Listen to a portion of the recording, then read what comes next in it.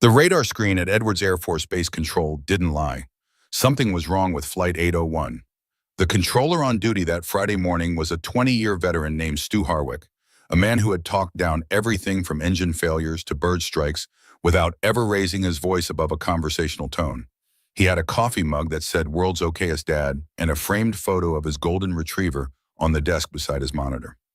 He was not a man who frightened easily. But when the distress signal blinked to life on his screen and the radio crackled open, something in his chest went cold. Edwards Center, this is Pacific Airways Flight 801. Declaring emergency. Repeat. Declaring emergency. Both flight deck crew are incapacitated. I am manually flying the aircraft. Requesting immediate emergency vector and runway clearance. Stu leaned forward. Flight 801, say again. Who is on the mic? A pause, just long enough for him to wonder if he'd imagined it. This is Sarah Caldwell. I'm a passenger. I have FAA commercial certification and military flight hours. I need a runway. Now. The room went quiet. Every controller on duty turned from their screens. Stu Harwick set down his coffee mug very carefully, the way a man does when he wants his hands free. Copy that, Flight 801. You have Edwards, runway 22. Left is yours. What is your current altitude and souls on board? 31,000 feet, descending, 320 souls. Another pause. And Caldwell. Her voice didn't waver, not even slightly. You're going to want fire and rescue standing by. This landing is going to be heavy. Then she was gone back to whatever she was fighting up there at the edge of the sky, and Stu Harwick was already reaching for the emergency line, already thinking about ambulances and hazmat units, and the kind of paperwork that only gets filed when something enormous either goes very right or very wrong. He didn't know yet which one it would be. None of them did. 90 minutes earlier, the world had looked entirely different.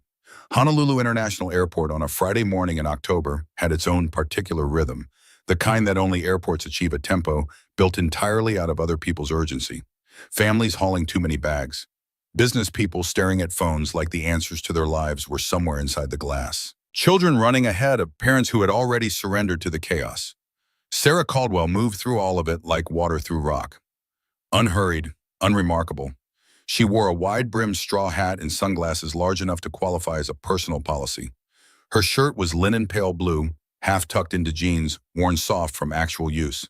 Her bag was canvas, the kind that looked like it had been across a few continents and hadn't minded. She carried a paperback novel, a water bottle, and exactly nothing that would make anyone look twice. That was the point. She had learned over a long career that the most useful skill a person could possess had nothing to do with marksmanship or flight hours or tactical decision-making under fire. It was this, the ability to be completely present in a room while appearing to be completely elsewhere, to see everything while being seen as nothing. She had been doing it for so long it had stopped feeling like a skill. It felt like breathing. Her boarding pass read Sarah Caldwell. Her seat assignment was 23B, an aisle seat. Not the window, which might suggest a tourist wanting views. Not the middle, which served no purpose she could calculate. The aisle, because the aisle gave her options. And Sarah Caldwell had spent enough years in environments where options were the difference between walking out and not walking out at all. She joined the queue for Pacific Airways Flight 801 to Los Angeles, positioned herself near the middle of the line and waited. While she waited, she cataloged. The gate agent, a young woman moving with the practiced efficiency of someone 6 hours into a 9-hour shift. The TSA officer near the jetway door, relaxed posture, scanning faces without intensity. A man 3 rows over in the waiting area, tapping his knee with 2 fingers. Not nervous, she decided, just a drummer's habit. A mother with an infant asleep in a carrier against her chest. The mother's eyes already glazing with the particular exhaustion of someone who had not slept properly in months. None of it was cause for alarm. Sarah didn't do cause for alarm. She did preparation. She did observation. She did readiness without performance, the quiet maintenance of a state of mind that most people only touch for seconds at a time, usually when something had already gone wrong.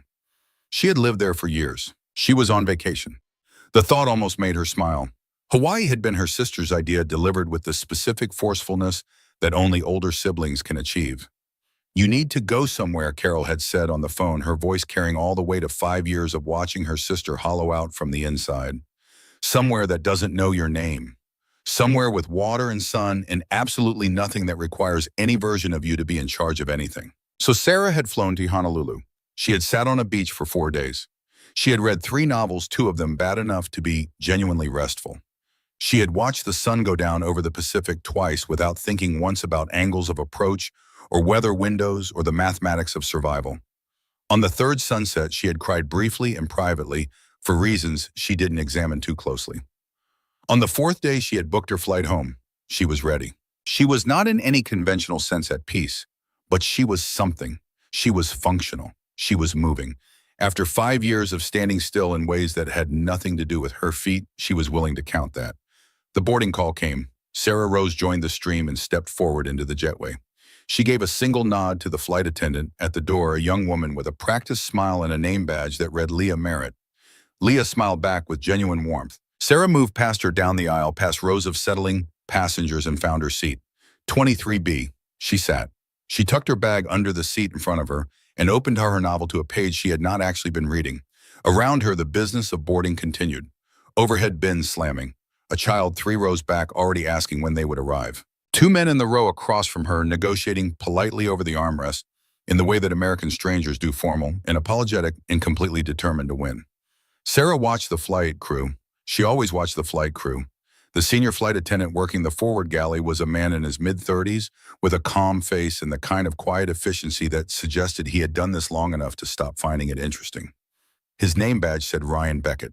He moved with economy, no wasted gesture, the posture of someone who had learned to inhabit a confined space with grace. She noted the way he checked the overhead compartments without being asked. She noted the way his eyes swept the cabin at intervals, not anxious, just professional. He reminded her of pilots she had respected. That was the highest compliment she knew how to give. A man in a suit settled into the seat beside her, 23A the window. He was mid-50s, tired already, opening a laptop before the plane had even pushed back. He gave her a brief, courteous nod. She returned it. Nothing more was required or expected. Somewhere in the forward section, the cockpit door was open for a few minutes while the ground crew completed their handoff. Through the gap, Sarah caught a glimpse of the flight deck. 2 figures. The captain, older gray at the temples, moving with the relaxed authority of someone who had made this route enough times to fly it in his sleep. And the first officer. She saw him for only a moment. Young, mid-20s at most. Dark hair, straight posture, the particular alertness of someone still new enough to the job to be paying full attention to everything. He glanced back through the open door for just a second, surveying the cabin the way junior officers do when they're still learning to see the whole picture, and then the cockpit door closed and he was gone. Sarah looked back at her novel. She did not know why she kept thinking about him. She told herself it was nothing. Professional habit. The way doctors clock other people's symptoms without meaning to. The way architects see structural flaws in buildings while having dinner inside them. You spent enough time in a cockpit and you started reading flight crews the way civilians read faces. It was automatic. It meant nothing. She turned a page she hadn't read and let the boarding noise wash over her. That was when her hand found the photograph. She hadn't planned to look at it. She had tucked it into the front pocket of her bag 3 days ago without much thought, the way you put something in a place where you know it is, but don't have to look at it directly. An arm's length arrangement, a manageable distance, but her fingers found the edge of it anyway and she drew it out. It was old. The colors had that particular warmth of a photograph that had been handled too many times. The corners softened the surface, slightly clouded by years and fingerprints and the accumulated weight of being carried everywhere. She held it between both hands and looked at it. 2 people in flight suits, both young, both laughing. Behind them, a gray expanse of tarmac and the unmistakable silhouette of an F-15, its twin engines like 2 fists braced against the sky. She was on the left. He was on the right. She had not looked young in that photograph, even when it was taken, not in the way civilians mean young, soft and uncertain. But there was something in her face that was gone now. A particular quality of openness. The expression of someone who had been through enough to know that things could go wrong, but not yet through the thing that would make her stop expecting them to go right. He was grinning. He was always grinning. It was the most reliable thing about him. The kind of grin that made the people around him feel like whatever came next was probably going to be all right, because how bad could it get when someone standing next to you was smiling like that? She turned the photograph over. The handwriting on the back was his. She knew every loop and angle of it, from years of shared logbooks and briefing notes and the occasional message left on her instrument panel when he wanted to make a point without starting an argument. We made it out. For now, D. He had written it as a joke. That was what she needed to remember. He had written it as a joke because they were 20 minutes off base after a run that had come closer than either of them was willing to say out loud, and he had borrowed a pen from the ground crew photographer and scrawled it on the back of the print because that was who he was. The man who turned the close calls into punchlines because the alternative was sitting with them, and he had never been able to sit still. She had laughed when she read it. She had kept laughing for 2 more years. And then Syria, 2019. And the laughter stopped, and everything else stopped with it, and nothing she had done in the 5 years since had quite managed to restart it. She put the photograph back in her bag. The plane began to push back from the gate. Sarah closed her novel and looked out across the cabin, past the man with the laptop, through the small oval of the window at the heat shimmering off the tarmac outside. Honolulu was bright and flat under the October sun. The kind of morning that made the world look like a postcard. Safe, lit, uncomplicated. She let herself believe that for exactly as long as it took the wheels to leave the ground. Pacific Airways Flight 801 climbed smoothly out of Honolulu, banking south before curving northeast toward the mainland. The Pacific opened beneath it, enormous and dark blue and indifferent to the small silver machine cutting through the air above it. Inside the cabin, the rituals of commercial flight began. Laptops opened, headphones went on. The beverage cart emerged from the forward galley and began its slow progression down the aisle. Sarah declined everything. She kept her novel open on her lap and her hands still on the armrests, and her attention spread evenly across the cabin the way you keep a fire low. Not consuming, just present. Always present. She noted Leah Merritt pausing at a row near the back, bending slightly to speak with an elderly couple, her posture easy and warm. She noted Ryan Beckett moving through the mid-cabin, working efficiently, making small conversation with the ease of someone who had decided it was part of the mom and had chosen to do it well. She noted the shift in engine tone as the aircraft reached cruising altitude and the autopilot settled in that slight settling of a machine into its rhythm, the way a long-distance runner finds their pace. 36,000 feet, smooth air, clear skies all the way to the coast. It should have been quiet, and it was quiet. For a while, Sarah was 40 minutes into a chapter she had not retained a single sentence of when she felt it. Not heard. Felt. A vibration in the seat beneath her that had no business being there. It lasted perhaps 2 seconds. A subtle, almost subliminal tremor. The kind that might belong to a patch of light turbulence, except that the air outside was perfectly still, and there had been no weather advisory, and the surface of her water bottle was not disturbed in the slightest. She sat up straighter. The vibration was gone. The engine sounded normal. The cabin continued its unremarkable hum. 2 rows ahead, a child was laughing at something on a tablet screen, and the man with the laptop was typing, and nobody else had moved. But Sarah's hands had come off the armrests and into her lap, and her shoulders had shifted back almost imperceptibly, and her eyes had stopped moving in their easy sweep and fixed on nothing the way the eyes fix when the brain is working on something faster than the body can keep up with. She knew that vibration. She had felt it before, not on a commercial aircraft, but in training runs, and in actual operations in machines that were being asked to do something their systems hadn't planned for. It was the vibration of a compensating system. Not turbulence, not mechanical failure, something internal. A trim correction triggered by a manual input it hadn't been expecting. A system responding to something it needed to account for. Something was being corrected up front, during cruise, which did not happen on a clean flight.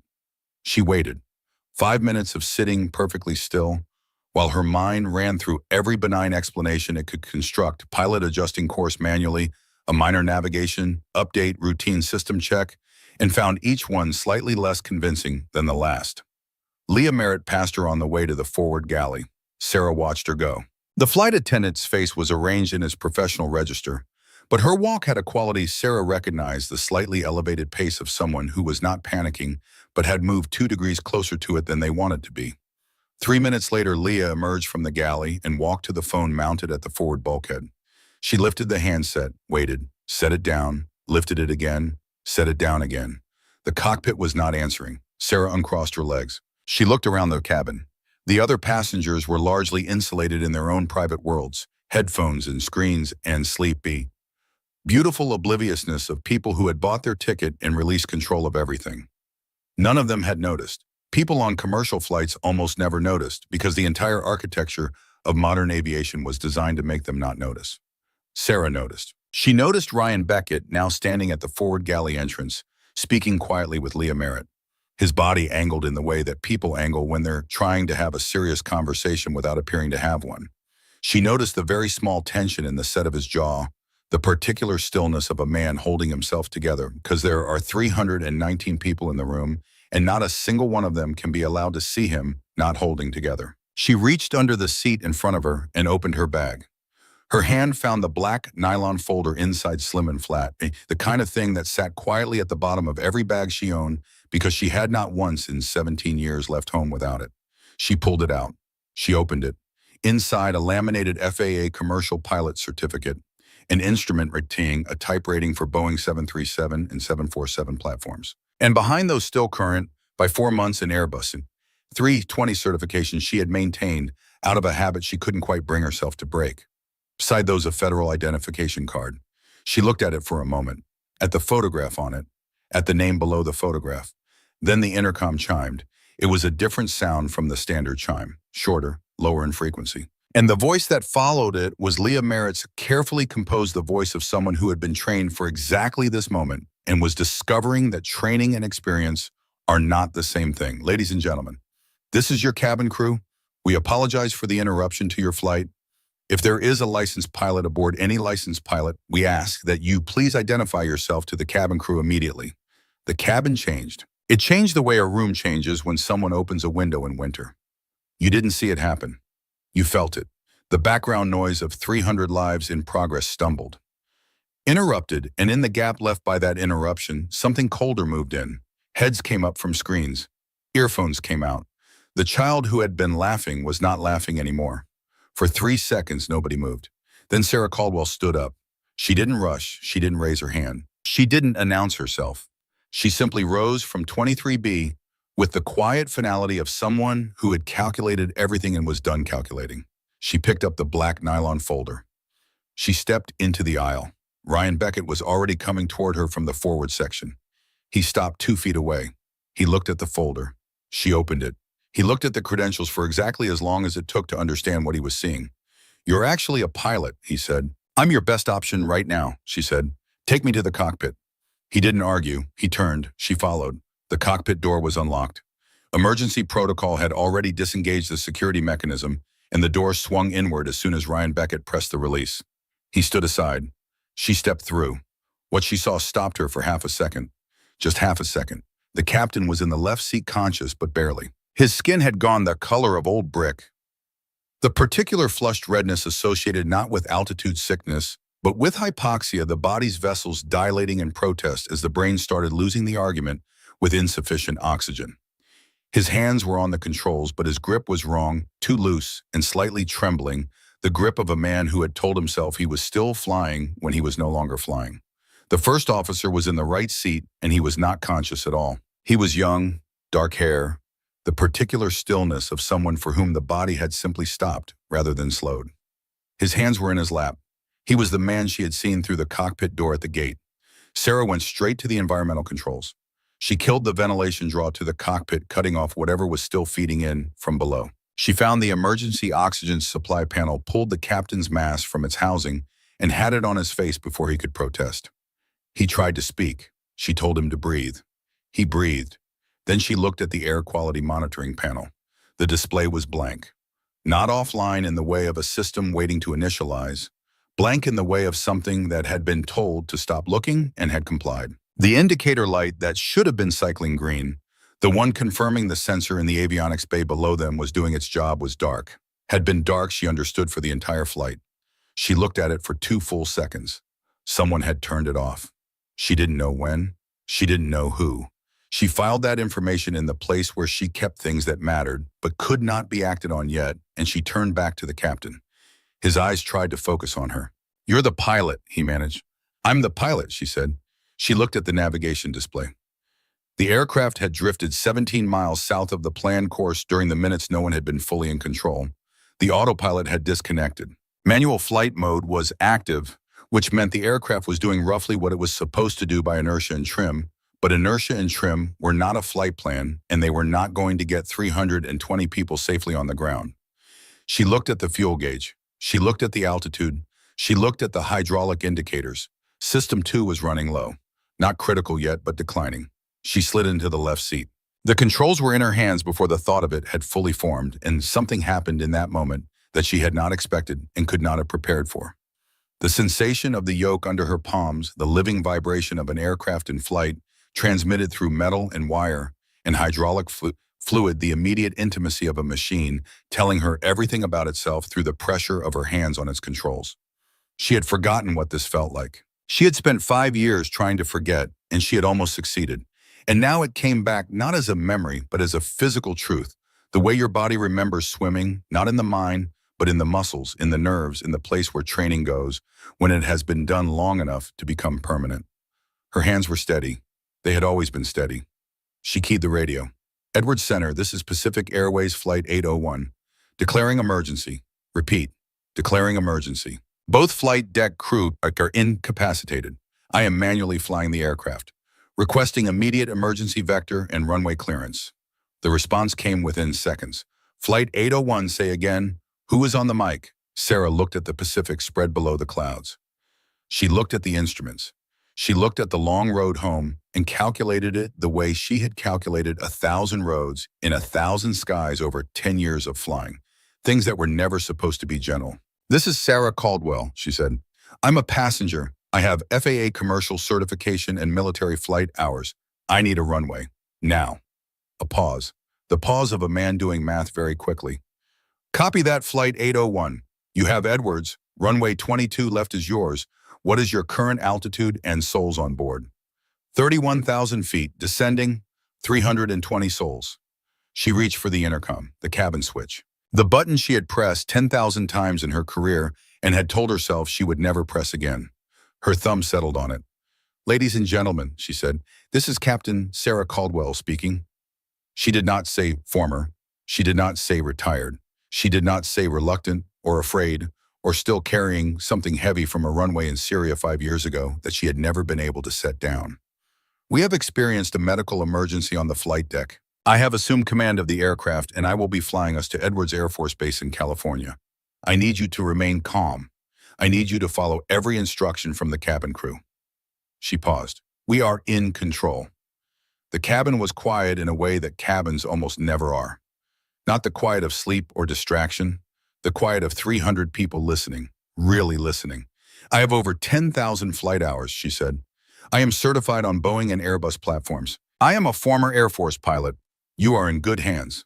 She released the intercom button. She set her grip on the yoke. Outside the cockpit glass, the Pacific went on forever, and the sky above it was clear and cold and brilliant, and somewhere below that blue horizon, a runway was being cleared, and emergency vehicles were beginning to move, and the world was mobilizing for whatever came next.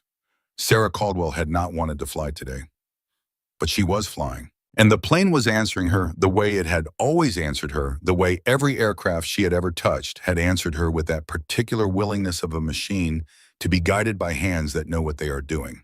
Her hands knew. They had always known. The question, the one she had been asking herself for 5 years in an empty house in Ohio with a flight jacket hanging in a closet she wouldn't open, was whether she still deserved them. She didn't have an answer, but she had 36,000 feet and a crippled aircraft and 320 people who needed her to be something more than a woman on vacation. So she flew. The aircraft did not feel like an emergency. That was the strange thing. From inside the cockpit, with the engines pulling steady and the altimeter holding and the horizon sitting level in the glass, Pacific Airways Flight 801 felt like what it was supposed to be. A machine doing its job, a long crossing over water in clean air, the kind of flight that pilots describe in their logbooks with a single word: uneventful. But Sarah knew better than to trust the instruments alone. She could feel the aircraft the way you feel a conversation going wrong before anyone says the wrong thing. Something in the pressure of the yoke, something in the very slight resistance when she made small corrections, a heaviness that had no business being there at cruise altitude in still air. The hydraulic system was not failing, not yet, but it was not well. She kept her hands light. You never fought an aircraft that was still willing to fly. You guided it. You reasoned with it. You asked it through the 1,000 small conversations of pressure and trim and throttle to keep doing what it knew how to do for just a little longer. The captain had lost consciousness 3 minutes after she took the left seat. He had gone the way people go when the body is done negotiating. Not dramatically, not with warning, but with a kind of quiet finality. his head settling back against the seat and his breathing going deep and slow and beyond his control. She had checked his pulse. Strong enough. She had repositioned his oxygen mask and told herself he would be fine, which was the only thing she could afford to tell herself right now. The first officer had not moved. Sarah did not look at him again after the first time. There was nothing she could do for him and everything she could do for the 320 people behind her, and she was not a woman who spent energy on what she couldn't change. She had learned that the hard way, and she had learned it permanently. The radio was active. Edwards Center had handed her off to a dedicated frequency with a single controller, whose job was now entirely Flight 801. His name was Stu Harwick, and his voice had the particular quality that good controllers shared with good pilots, an unhurried authority that communicated competence without performing it. He gave her altimeter settings and wind data and the weather picture between her current position and the California coast, and he did it clearly and without embellishment because she didn't need anything from him except information. She updated him on the hydraulic pressure. She gave him a fuel state. She told him her current descent rate and her estimate for the coast, and he fed all of it into the coordination happening on his end, the emergency vehicles being staged, the airspace being cleared, the notifications being made to people whose job it was to prepare for the various ways this could end. Sarah filed those possibilities and focused on the outcome she intended to produce. Behind the closed cockpit door, the cabin was doing what cabins do when 300 people have been told something terrifying by a voice that didn't sound terrified. They were holding on. They were holding each other. They were staring at the backs of headrests and out of small oval windows at the Pacific Ocean and doing the private arithmetic of mortality that human beings have been doing since the first of them looked up and understood that height has consequences. Ryan Beckett was managing it. She could hear the intercom clicks brief and regular as he coordinated with Leah Merritt and the rest of the crew. His voice, when it reached the passengers, was exactly what it needed to be. Calm without being dismissive. Honest without being catastrophizing. He told them to stay seated. He told them to keep their belts fastened. He told them the crew was trained and the pilot was experienced, and that following instructions was the only job anyone in the cabin needed to do right now. He did not tell them what he was thinking. Neither did Sarah.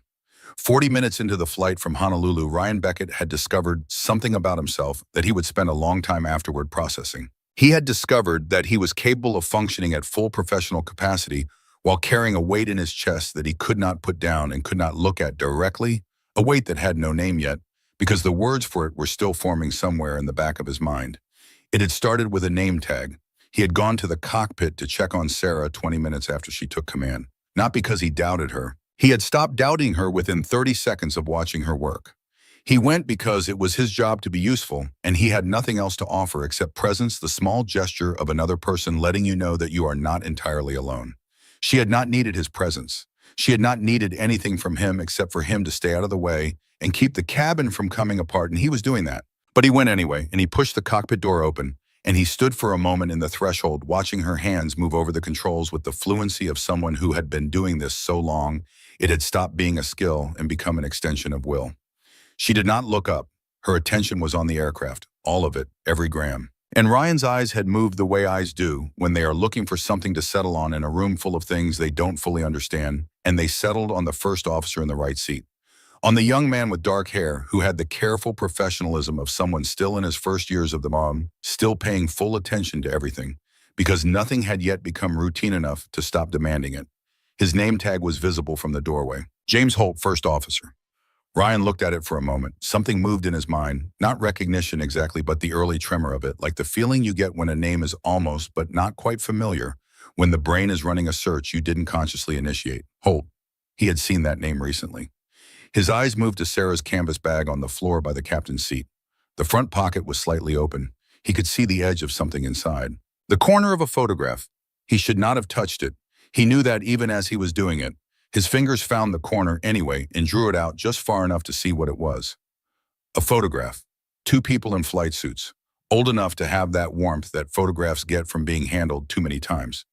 He turned it over without looking at it longer than necessary. The handwriting on the back was loose and confident, the kind of writing that belongs to someone who thinks faster than they transcribe. We made it out. For now, D. He stood there with the single initial. D. Holt, James Holt. First officer was 27 years old. Ryan knew this from the crew manifest. If this man had an older brother, that brother would be in his early 30s. old enough to have been in the military in 2019, old enough to have been flying aircraft like the one in that photograph, old enough to have known Sarah Caldwell in whatever capacity two people in the same flight suit know each other, old enough to have died. Ryan did not know for certain. He was constructing a story from very few pieces, and he understood that stories built from very few pieces were often wrong. But the weight in his chest had a name now, and the name was grief anticipatory and secondhand and entirely out of place in a cockpit at 36,000 feet, but real in the way that all uninvited things are real. He slid the photograph back into the front pocket of the bag. He straightened up. He looked at Sarah Caldwell, who was still working, still entirely present in the aircraft, still doing with complete focus the thing that was keeping every person on this plane alive. She did not know. Ryan Beckett stood in the doorway of that cockpit for 3 more seconds. He breathed in, he breathed out. He filed everything he had just understood into a place where it could not interfere with what he had to do next. And then he turned around and walked back into the cabin and went back to work. He sat in the forward jump seat for a moment before standing again. His hand pressed flat against his chest pocket, holding it there, briefly feeling nothing through the fabric because the photograph was back in Sarah's bag. He could not have said why he was doing it. He did not try. He stood up. He went back to his passengers. He kept going. The F-16 appeared at roughly the same moment the hydraulic problem became impossible to ignore. Sarah saw them in the peripheral sweep of her instrument scan, 2 shapes resolving out of the high blue to the northwest, flying a converging course with the precise geometry of military escort. She did not have to look at their profiles to know what they were. The proportions were in her muscle memory. She had flown beside aircraft like these for 10 years. She had been one of the people in them. They pulled up on either side of Flight 801 with the smooth confidence of pilots who owned this part of the sky. Their wing markings were Edwards. They were close enough for Sarah to see the cockpit glass and close enough for the pilots inside to see her. She could imagine what they saw. A commercial Boeing, a woman in the left seat, no uniform, a canvas bag on the floor. She wondered what they were making of it. She didn't have to wonder long. The radio crackled on the emergency frequency. Flight 801, this is Tango Flight Lead. We're alongside to escort. State your status. Tango Lead, this is Flight 801, Sarah said. Both flight deck crew are incapacitated. I have manual control, currently managing a hydraulic pressure loss on System 2 and a flight control response issue. Estimating Edwards in approximately 30 minutes. A pause, not a long pause. A 3-second pause, which on a military frequency means something different than 3 seconds anywhere else. On a military frequency, 3 seconds is the sound of someone recalibrating. The voice that came back was measured, but there was something underneath it. Flight 801, can you confirm the name you gave Edwards Center? Sarah Caldwell. Confirmed. Another pause. Shorter. Ghost talk. It wasn't quite a question. It wasn't quite a statement. It was the sound of the man confirming something he already knew the answer to. Sarah said nothing. This is Captain Garrett Briggs, the voice continued. I flew out of Bagram in 2017. You wouldn't remember me, but I remember you. You pulled a full burn intercept at night in a crosswind that my whole squadron said was unsurvivable. Then you landed clean. Sarah kept her eyes on the instruments. I remember the landing, she said. Yes, ma'am, I figured you would. A beat. I've told that story at every squadron dinner for 7 years, and I just told Edwards that Ghost Talk is on the stick.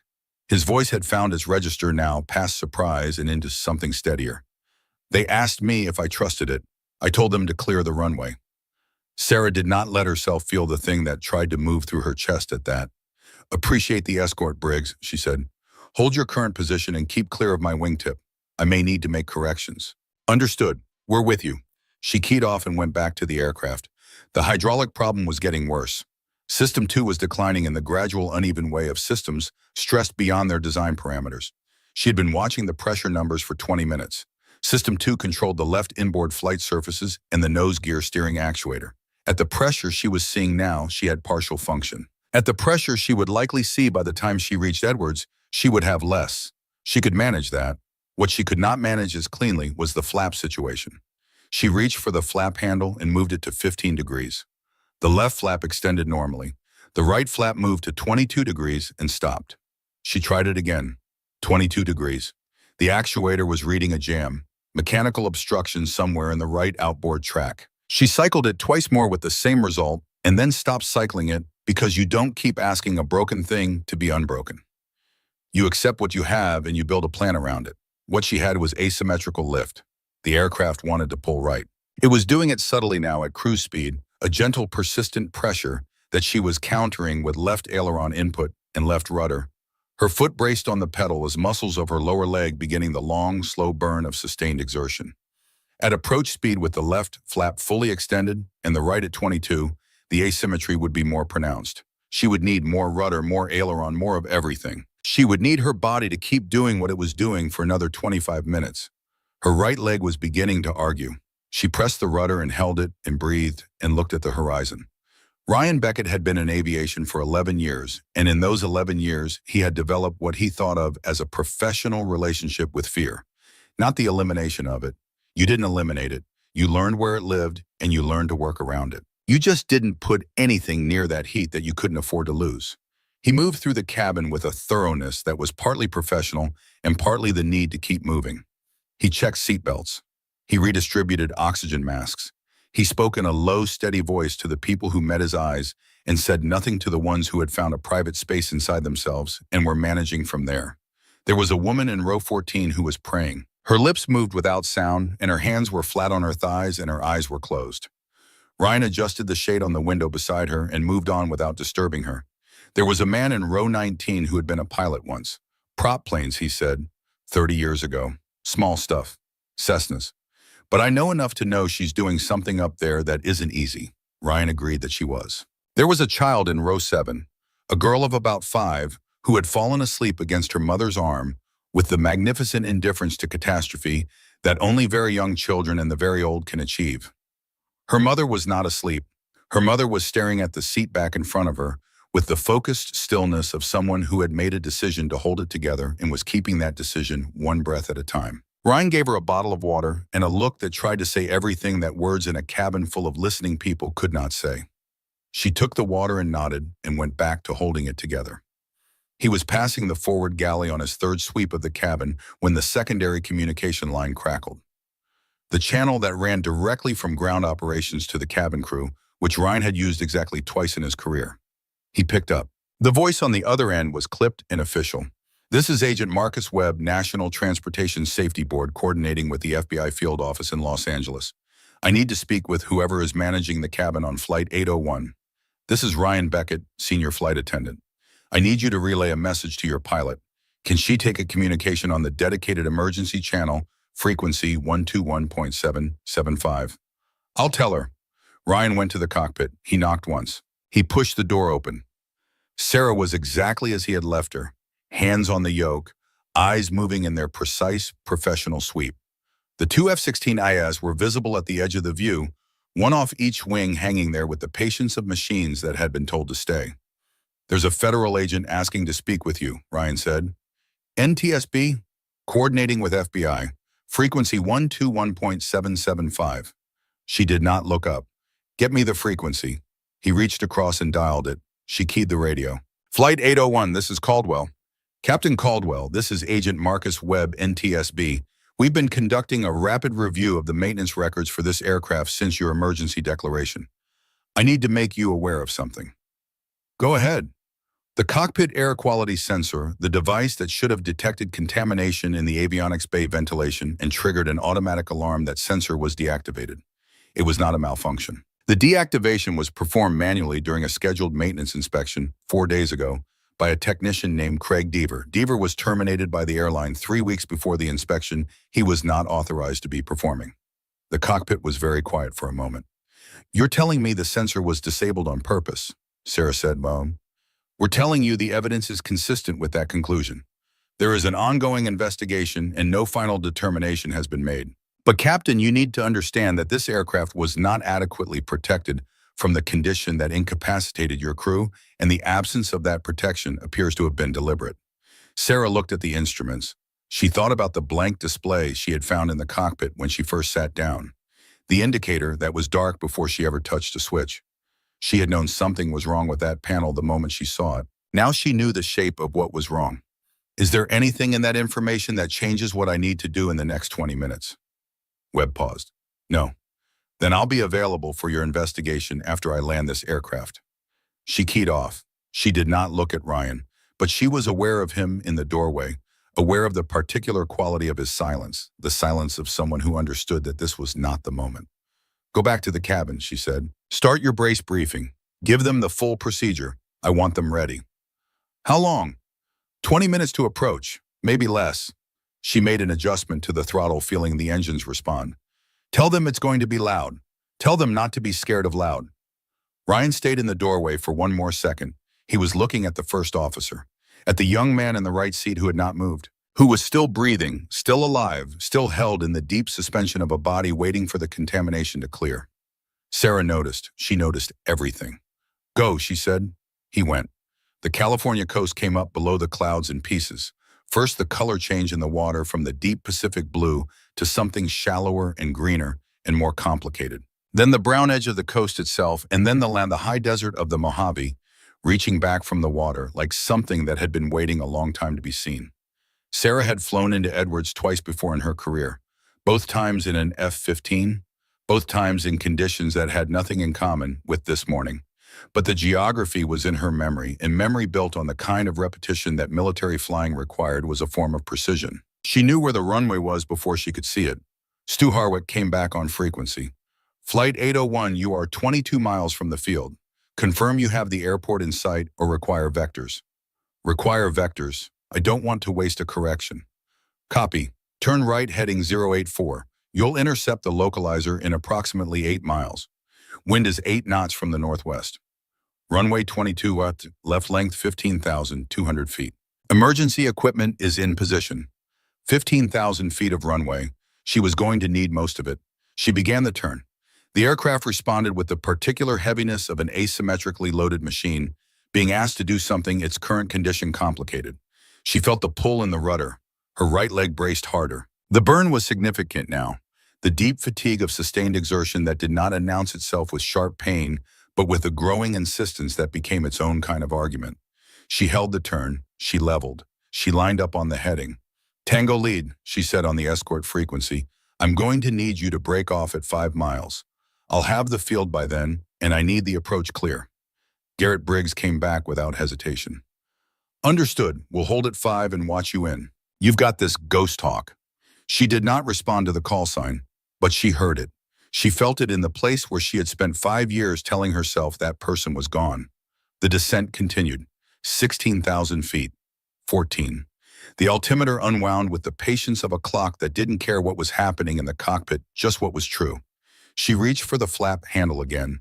Left side full extension, right side 22 degrees and no further. She had known this was coming and had been preparing for it for 20 minutes, calculating the rudder input she would need. The aileron she would hold, the way the aircraft's natural tendency to roll right would have to be countered through the entire approach, with nothing but her own body as the counterweight.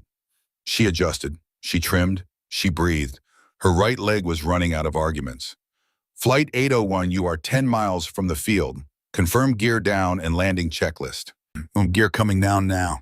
She reached for the landing gear handle and moved it to the down position. The aircraft shuddered as 300 pounds of landing gear dropped into the airstream, and the hydraulics worked to lock everything into place. 3 green lights. Gear down, locked. She let out a breath she had been holding for longer than she'd realized. "Gear is down and indicating," she told Edwards. 3 greens. "Copy that, Flight 801. You are 8 miles. You are on glide path." She was on glide path, which was true. She was also flying a crippled aircraft with one leg going numb and a runway that was still 7 miles away, and a cabin full of people who were doing exactly what she had asked them to do, which was trust her. She had never taken that lightly, not once in 10 years, and not now. The Mojave filled the cockpit, glass tan and flat and enormous. The airbase resolving out of it as a cluster of buildings and aprons in the long gray geometry of runway 22 left, and beside it the lines of emergency vehicles, the red and white lights of fire trucks and ambulances and hazmat units parked in their waiting rows, like a city that had assembled itself for exactly this moment. She could see the runway clearly now. Garrett Briggs broke off at 5 miles, pulling away in a clean banking turn that took him out of her approach corridor. She didn't watch him go. She was already inside the final approach, already in the place where all the calculation finished, and what remained was just flying. The radio went quiet. Edwards had given her everything they had to give. The rest was hers. Ryan Beckett's voice came over the intercom from the cabin. "Brace for landing." She could hear in it that he had done exactly what she asked. His passengers were in position.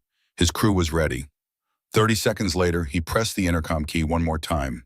He held it open for 2 seconds without speaking, and through the channel, she heard the cabin. She heard the sound of 300 people breathing together in the particular stillness of human beings who have decided to do the only thing available to them, which was to hold on and believe in someone they had met an hour ago and had no reason to trust except that her voice had told them to. She heard them. She flew. The runway was a mile out when the right rudder pedal gave her the full extent of what she was dealing with. The asymmetric lift at this speed, at this configuration, was pulling the nose right with a persistence that required everything her right leg had left. And her right leg, which had been doing this for 20 minutes, was approaching the end of what it could give. She could feel the edge of it, not in pain exactly, but in the quality of the effort, the way the last mile of any hard thing has a different texture from all the miles before it. She pressed harder. She had more. Not much, but more. The runway center line came up in the glass, and she aligned with it, and she held it, and she did not let herself think about anything except this moment, and this line, and these hands, and this aircraft, and the 100,000 hours of repetition that had built in her, a kind of knowledge that lived below thought and above instinct, in the place where real competence lives, where you stop being someone who knows how to do something and become someone who simply does it. The threshold markings appeared at the near end of the runway. She brought the nose up, she cut the throttle, the aircraft settled, and then the wheels touched. Not gently. She had not promised gentle. She had promised heavy, and she delivered it.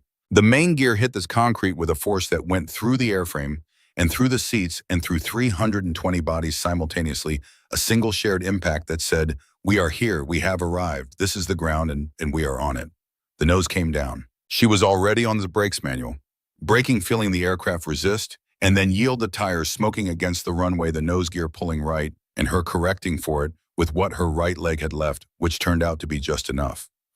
The aircraft slowed. It slowed the way large things slow, not instantly, not gracefully, but with the massive gradual honesty of something that has been moving very fast for a very long time and is now choosing to stop.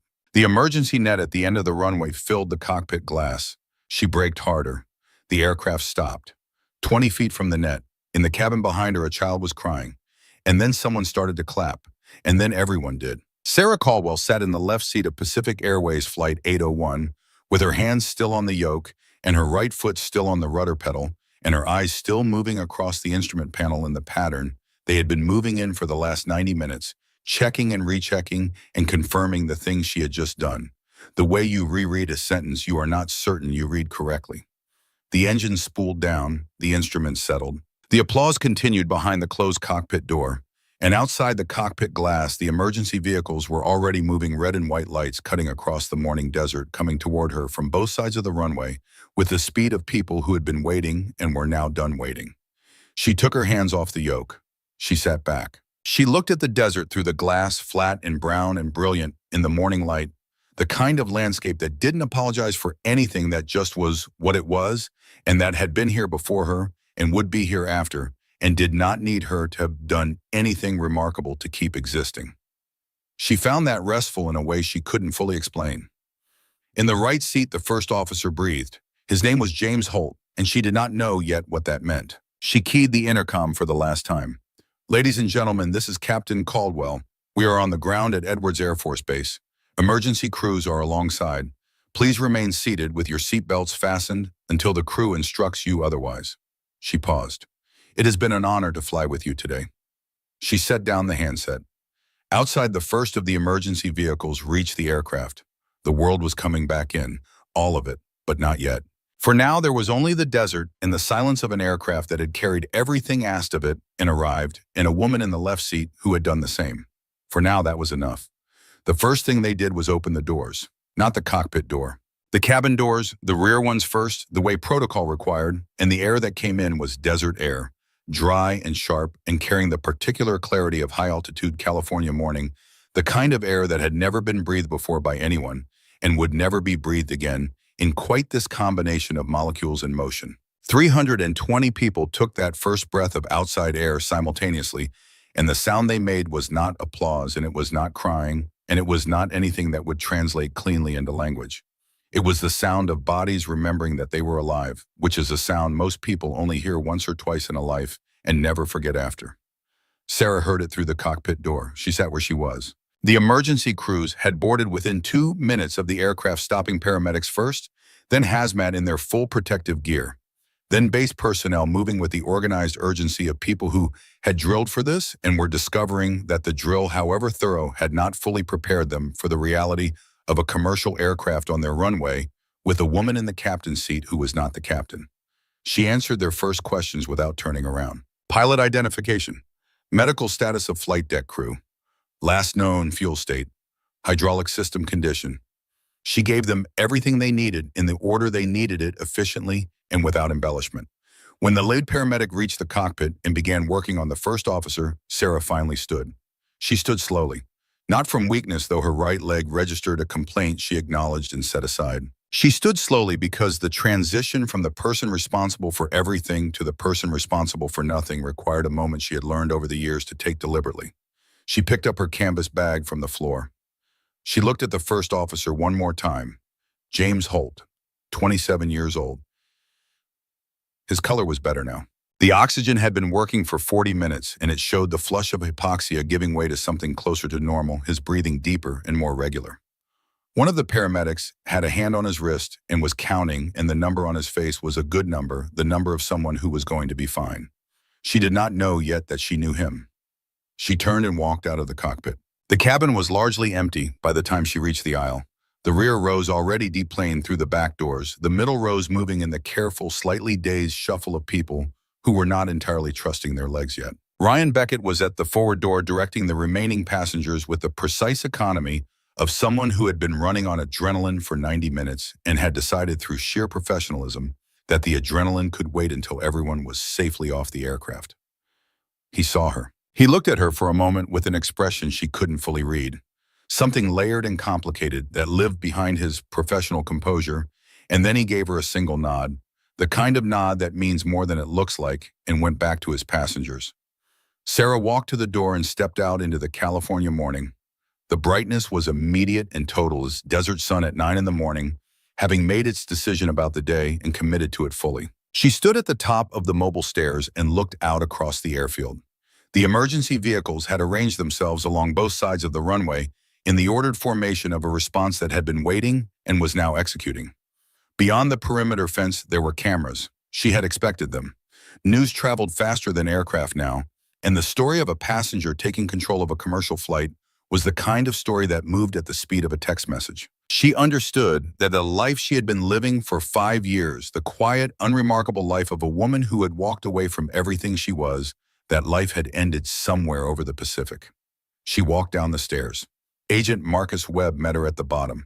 He was younger than his voice had suggested, mid-40s, with the careful grooming of a federal official who had learned that appearance communicated authority before words could. He had a tablet under his arm and a look on his face that was professional and thorough, and underneath both of those things, genuinely relieved.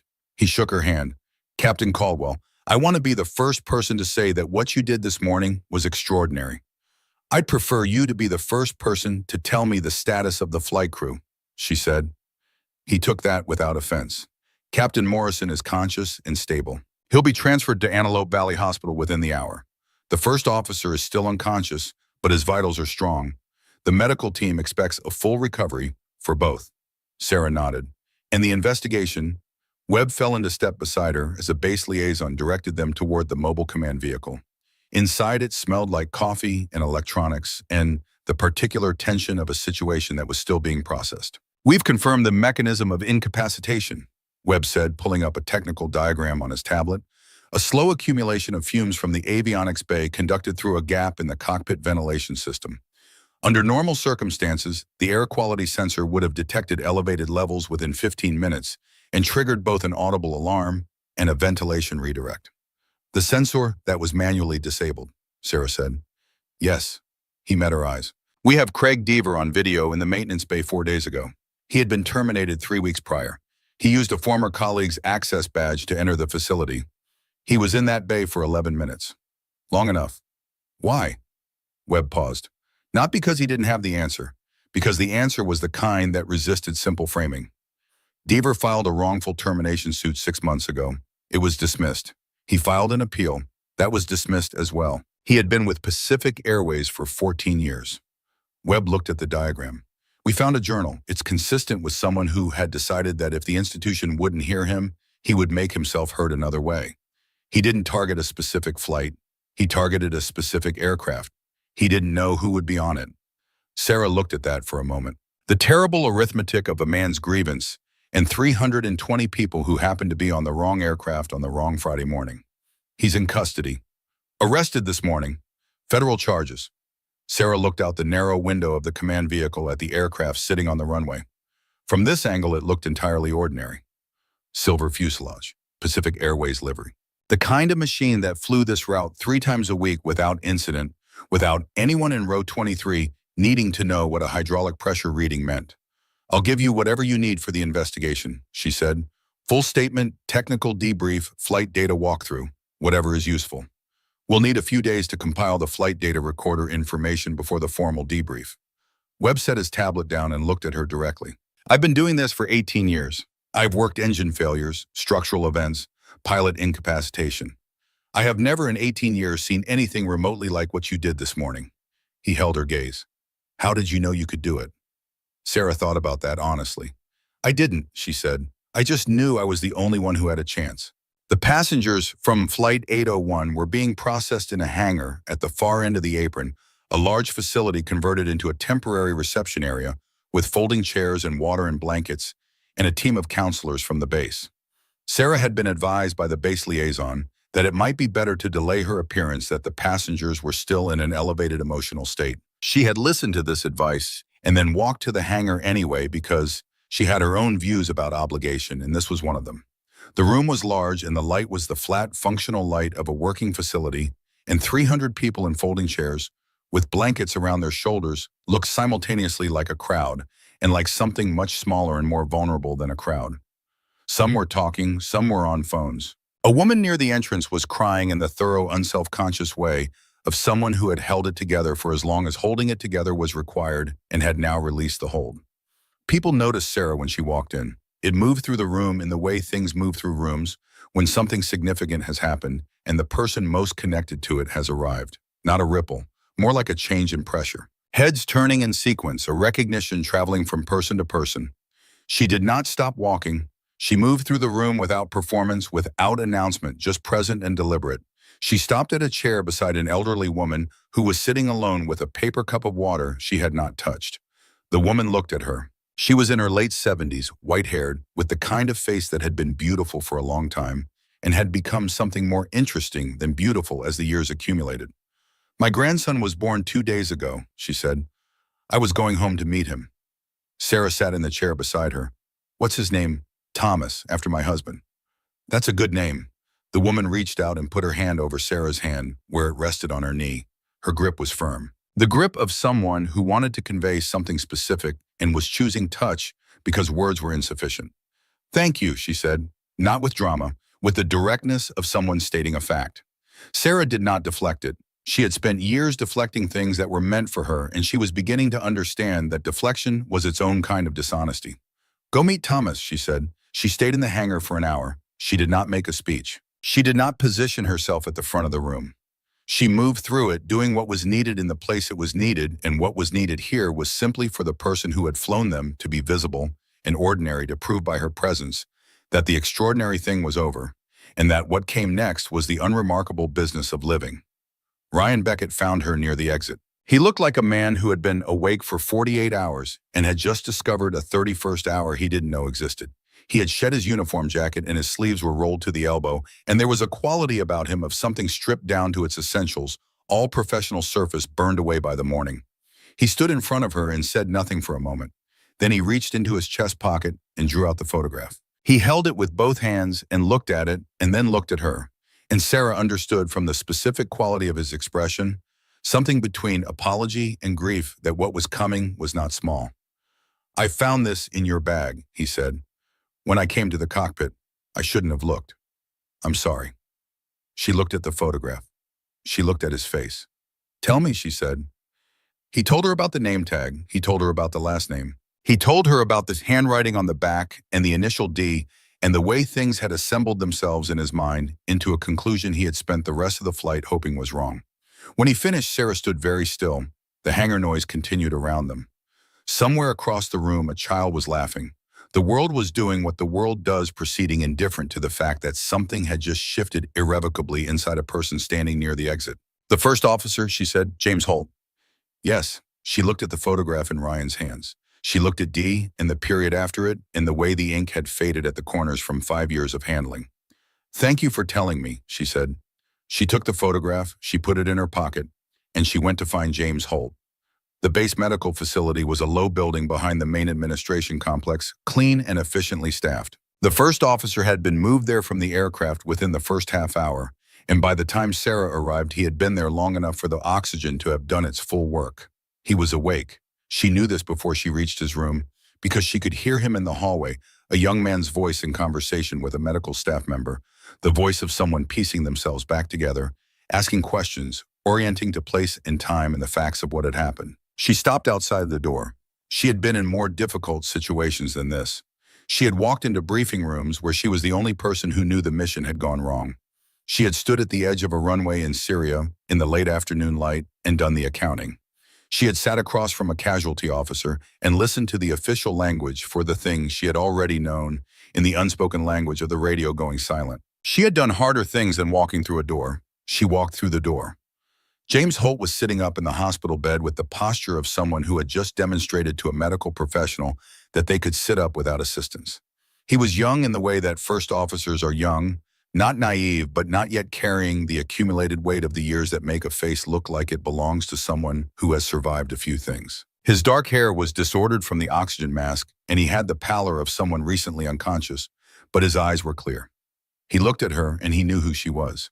She could see it in the way his expression reorganized itself, not with shock, but with the particular quality of recognition, meeting emotion of a moment arriving that has been anticipated without being expected. "Captain Caldwell," he said. "Mr. Holt." She crossed the room and stood at the foot of the bed. "How are you feeling?" "Like someone turned me off and back on again." He said it without self-pity, a fact delivered as such. "They told me what happened, what you did." He looked at her steadily. "The whole aircraft." "The whole aircraft," she agreed. A silence settled between them. Not uncomfortable. The silence of two people who both know something that hasn't been said yet and are finding the shape of the moment that contains it. "My brother used to talk about you," James said. Sarah held that sentence carefully, the way you hold something fragile from underneath with both hands. "He said you were the best pilot he ever flew with," James continued. His voice was even. She understood that he had been carrying this for a long time and had learned to carry it without it being audible in every word.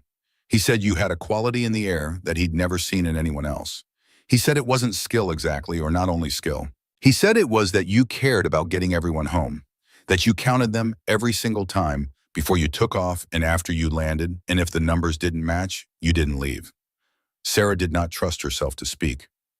"He died in Syria," James said, "in 2019. You know that." "Yes." "I know you do." He looked at her without accusation, with something that was harder to receive than accusation because it was entirely free of it. "He wrote letters before every deployment. He gave them to a friend on base with instructions, if something happened. Most of them went to family. There was one that wasn't for family." He reached toward the small table beside the bed where a nurse had placed the few items from his flight bag. Underneath them was an envelope, cream-colored letter-sized, its seal long since broken, its edges worn soft from being handled and replaced and handled again. He held it out to her. "He told his friend to find a way to get it to you," James said. "His friend tried. He didn't know where you'd gone. After you retired, you were just gone." He paused. "I've been carrying it for 4 years. I became a pilot, and I thought maybe someday I'd be in the same room as you. I didn't think it would be like this." Sarah took the envelope. She looked at the handwriting on the front. She knew every angle of it. She had known it from briefing notes and logbooks and the back of a photograph she had carried for 5 years. Her name in his hand. She did not open it immediately. She held it in both hands and breathed and understood that this was one of the moments that a life pivots on, that she would remember the quality of the light in this room and the sound of the bass outside the window and the expression on this young man's face for as long as she had a life to remember it with. Then she opened it. The letter was 2 pages handwritten, the penmanship of someone who had grown up before typing replaced thinking through your fingers. She read it privately, each line arriving and settling before the next one came. He wrote about the mission. He wrote about the decision he had made in the air that day, the one she had never known about, the one that had taken him out of position to cover someone else and left her without a wingman in the window that mattered. He wrote that it had been his call, entirely his, made in the 3 seconds available to him, and made because he believed it was right and would make it again, even knowing the outcome. He wrote, "I need you to hear that it was not your fault. I need you to hear it from me because I know you have been arguing with a version of events that leaves you responsible for something you did not do and could not have changed." He wrote about the sky. He wrote about what it meant to him to fly, not the technical dimension of it, not the career of it, but the essential fact of being a person who moved through the air and found in that movement something that could not be found on the ground, a clarity, a simplicity, a version of yourself that was only available at altitude. He wrote, "If Ghost Hawk is still flying, tell her I never blamed her. Tell her the sky isn't the place where I died. It's the place where I was most alive. Don't let her leave it because of me." And at the bottom, in the same handwriting that had written, "For now, the same pen, the same loops. The numbers always matched when you were flying. That's the thing I want you to know." Sarah folded the letter. She sat in the chair beside James Holt's bed, and she held the envelope in both hands, and she did not look at anything for a while, just down at the envelope, at her own hands around it, at the particular reality of something that had been true for 5 years and was only now being delivered. James let her sit. He was his brother's brother in that way. The same understanding of when a person needed to be left to something. After a while, Sarah reached into her pocket and took out the photograph. She set it on the table beside the bed. She set the letter beside it. 2 pieces of the same story from opposite ends meeting on a surface in a room in the California desert. "He was the best wingman I ever had," she said. Her voice was steady. It was always steady. But there was something in it now that had not been there before, something that had come through from the other side of steady, from the place beyond control where things were simply true. James looked at the photograph. He looked at his brother laughing beside an F-15. "Yeah," he said. "He was like that with everyone." Sarah stood up. She put the photograph back in her pocket against her heart, where it had lived for 5 years and where it would live for the rest of whatever came next. She left the letter on the table for James because it was his too, had always been his too. At the door, she stopped. "When you're back in the air," she said without turning around, "fly the way he talked about it." How did he talk about it? Like it mattered. She walked out into the hallway. She walked to the end of it and stood at the window and looked out at the desert for a long time. And what moved through her was not grief, or not only grief. It was something that had been stored under pressure for 5 years, finally finding a release valve, not exploding, just releasing the slow and complete exhale of something that had been held past the time for holding it. She breathed out. She breathed in. She was still standing at the window when Colonel Frank Harmon found her. He had driven from the Pentagon, which was the kind of thing Frank Harmon did, without announcement or explanation. He arrived the way he had always arrived, with the economy of someone for whom preparation was habitual, and entrance was just a function of being wherever he needed to be when he needed to be there. He was older than she remembered from the last time she had seen him, which was 5.5 years ago in a hallway at Langley, where she had handed him her resignation, and he had accepted it without argument, which had been, she understood now, his form of respect. He found her at the window, and he stood beside her and looked out at the same desert for a moment before he spoke. "Hell of a morning," he said. "Yes. Runway 22. Left is going to have to be resurfaced. You left a considerable amount of tire on it." She almost smiled. They stood side by side for another moment, in the way of people who have shared enough history that silence between them is a form of communication. Then Harmon reached into the breast pocket of his jacket and drew something out and held it in his palm between them. Metal wings. Small. The kind issued to Air Force pilots on certification, worn on the left chest of the uniform above the name tape. Hers. She knew them by the small scratch on the lower left pinion, where she had knocked them against a fuel gauge housing in an F-15 cockpit her second year, and had never had them replaced because the scratch was accurate and replacements wouldn't have been. "You turned these in," Harmon said. "I did. I kept them." He didn't offer a reason. He didn't have to. She understood that it was the same impulse that had made James Holt carry an envelope for 4 years. The refusal to let go of something that wasn't finished. "There's talk of a formal commendation," Harmon said. "FAA. Probably as in, you'll be called to Washington." "I know. I told them you wouldn't want a ceremony." "You were right. I told them you'd accept a letter and a handshake." "That's generous. I'll take the letter." Harmon closed his hand around the wings for a moment, then opened it again and held them out to her. She looked at them in his palm. She picked them up. They were exactly as heavy as she remembered, which is to say not heavy at all. The weight of a small piece of stamped metal, the weight of nothing except what they represented, which was not nothing at all.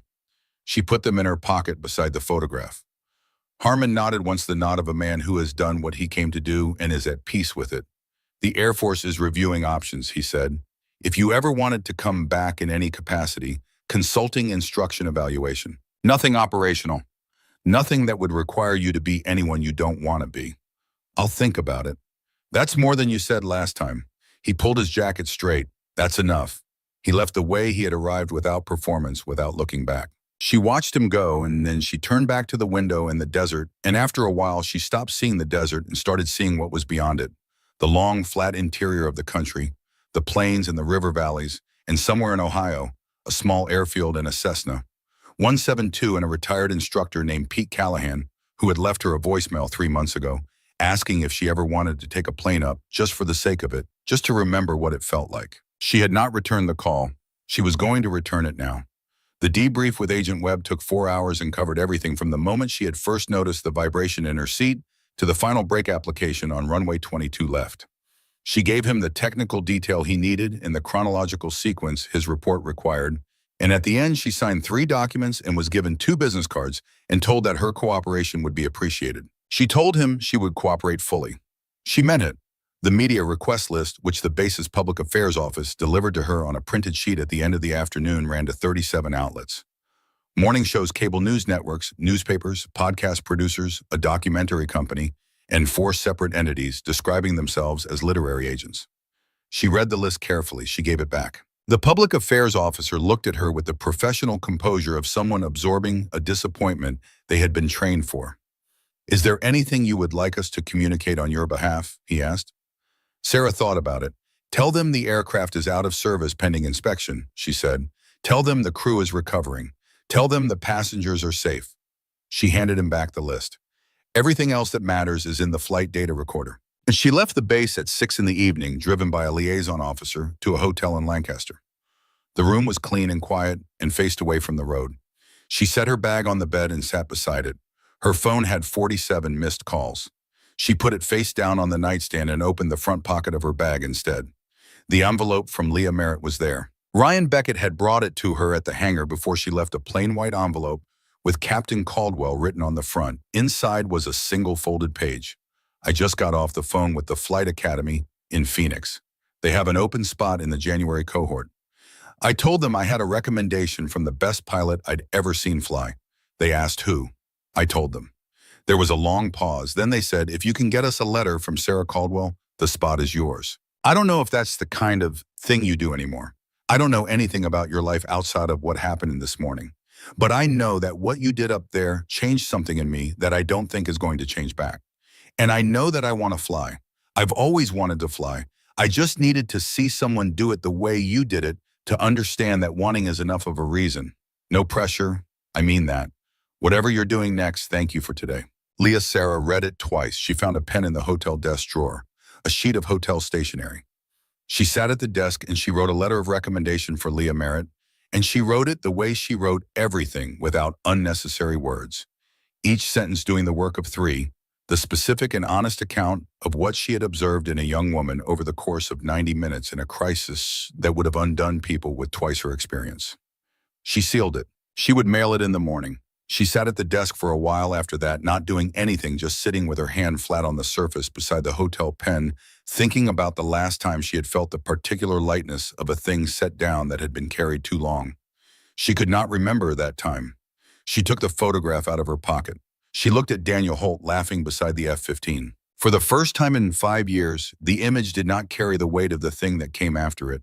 It carried only itself. 2 people young and alive on a tarmac in the full unreasonable optimism of a morning when everything was still possible, and both of them knowing it and one of them showing it in his face. She turned the photograph over. "We made it out. For now, D." She had always read that as an ending. The "for now" as the thing that negated everything before it. The escape that wasn't really an escape, the relief already shadowed by what was coming. She read it differently now.